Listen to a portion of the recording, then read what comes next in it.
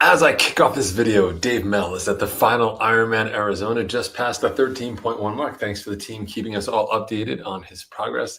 Hard to believe that Ironman Arizona is coming to a close, but couldn't think of a better person than Dave to close it out, who's done many a race there in Arizona. A soldier, if you will, on the course, just getting it done every single year like clockwork. So Dave, we're sending you all of our team energy, and I'm putting it here in the update as well. To everyone else, including, say, Mark Parascandola, who did 70.3 down in sunny and beautiful Florida, I hope you're doing really, really well. It's been a fun and wild weekend here as we head towards the end of November. We are coming up on what I like to call the Bermuda Triangle of the endurance season, that time here in the States where we get close to Thanksgiving, and between Thanksgiving and then the new year, there's this sort of blanket period where all bets are off in terms of scheduling, work, family commitments, weather, daylight time, depending where you are, motivation, and all the things that are really important to help us run at a high level.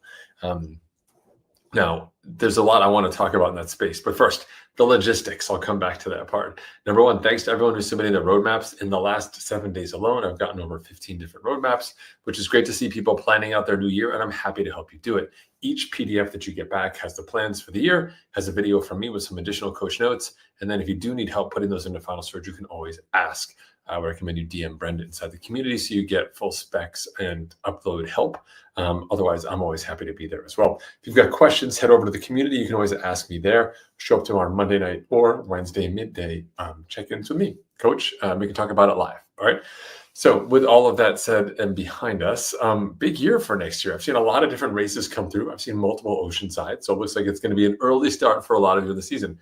My favorite part about the roadmap process is helping people discern when to do the work, that's related to building, critical strength for the year, and when to do the work that is race specific. And there's a dichotomy, a push and a pull between those two things. And balance them is the art and part science that I do here as your head coach. So when you think about planning your year for next year, just a couple of things to think about when you get to race selection. There's the classic different types of seasons. Number one, the one race. You pick one race, you get, Coach, I got one race. That's it. I know your form said I could add 30. I got the one race, and we're just training all year for the one race. Pros, simple, cheaper, right? Cons, a lot riding on one day, and also a lot of delayed gratification to get there, right? Then we also have like the stepping stone season, which is like, I'm going to do a short race, a medium race, and then a long race, like 30.1, 70.3, 140.6, for example, or 70.3, and then, unbound gravel, get me out there, right? Some version of that, 200K, and so we look at seasons where people will use shorter races as stepping stones to build to later races. Makes a lot of sense. Allows you to build up, but could, end up being a little early, which is number three, the early season starter. People who are like, can't wait, want to get started. March sounds like a great time to start racing. It is technically 2026. Let's get after it. That is a tough one because it bumps up so close to the beginning of your season, compressing the work that we can do to build you, to make you strong, which means you have to spread out your year. So when somebody picks a really easy early race, it typically means they're also picking a later race. And that's tough. And that approach there for me is a 2-season approach. We're basically training you and prepping you for the first race, recovering, and then training again for that second race. So we get 2 seasons out of one. The last version, which is my favorite, the last one to put together, is the one that I came to later in my career as an endurance athlete.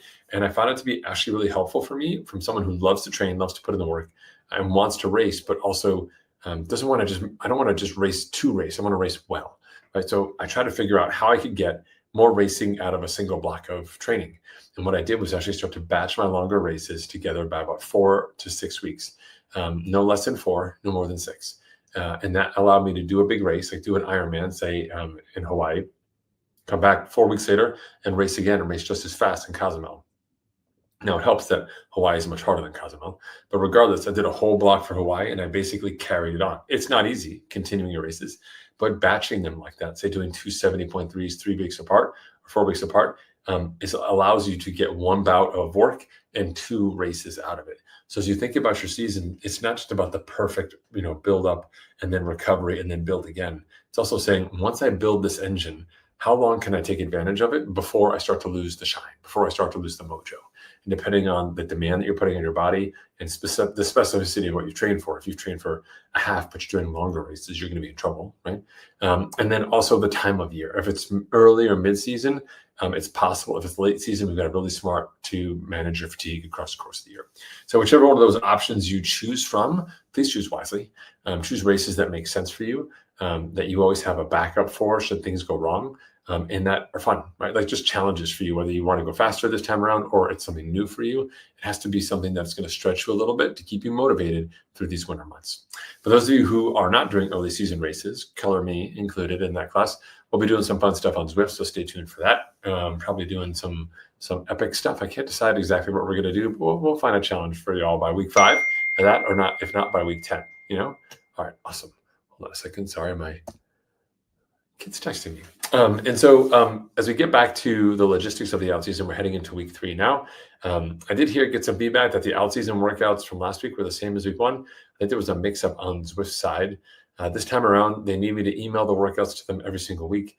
They're unable to store them ahead of time on their side, which is new for me. And so even though I gave them the workouts, because I didn't give them to them again last week for week 2, they just used the ones I already had in the system. So my apologies for that. I'll own that mistake, and I'm setting up all the emails now to be scheduled for the rest of this year so that this will not happen again. So thanks for your patience, everybody. For everyone else who's racing, just excited to see another WTRL season kick off on Zwift. Speaking of, that's a great opportunity for people, mostly in the C category here on the team, to get in some high quality weekday racing on Tuesday nights. If you are on the team and you love racing or racing bikes inside Zwift, the WTRL challenge may just be for you. It's in the evening, which can be tough for some, about 7, I think, or 7:15. But it's a great, usually 45-minute workout, sometimes a team time trial, sometimes just team points in a race. But it's a great way to get a good workout in and be social on Discord, chat it up with your teammates, which is ultimately what it's all about. So, and the bonus is you get to skip one of your other hard bikes, and you'll probably ride harder in a WTR race than you ever would on a planned workout that I gave you, or in just a regular Zwift workout. So something to think about. As I head into the rest of November and beyond, I just want to give a shout out to all of you who will be traveling. We always do guidance and help inside the community around how to manage your schedule. Please don't be shy. Please also share it out with your teammates and ask questions. Everyone has sort of a different perspective on the best way to handle it. In general, I recommend that you don't go crazy. Don't bring your bike wherever you're going, but do pack the run shoes and plan to stay active and do plenty of sleeping. Rest and time away is a great opportunity for you to sort of make the most of this away time from training, as opposed to trying to cart your training with you. That's something we would do in season, right? Bring the workout with you because we want to maintain our fitness and our sharpness. Here in the wintertime, you can still be active and do a turkey trot or have some fun. So don't be the person who brings like the spandex and sipping the Gatorade at the Thanksgiving table. Like, just be active, have a good time, rest up, spend time with family. There'll be plenty of stuff to do when you come back. If you want to bring rigor, I don't know, maybe take it a little easy on the dessert. I'm saying that to myself. Have the pumpkin pie for breakfast maybe before you go for a run. I don't know, or right after, or I'm not sure what the pumpkin pie timing is.